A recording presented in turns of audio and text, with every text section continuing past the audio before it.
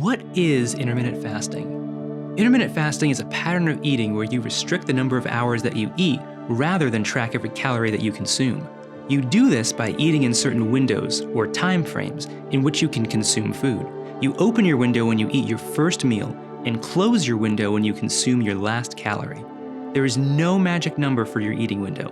Some people prefer 8 hours, while others find 4 hours better for them. It's important to remember that intermittent fasting is not a diet, but a lifestyle. The basis of this lifestyle is not restricting what you eat, but when you eat. The 5 main principles of this lifestyle can be summed up in FIRES. F-I-R-E-S. Fast on a regular basis. Identify true hunger. Reduce sugar and white simple carbohydrates. Enjoy real food without deprivation. Stop before you're full. Finally, don't forget that intermittent fasting isn't for everyone. Give it 30 days before you know it's the right strategy for you. For more information, go to chantelrayway.com where you can get free fasting materials, listen to the podcast, or purchase the book.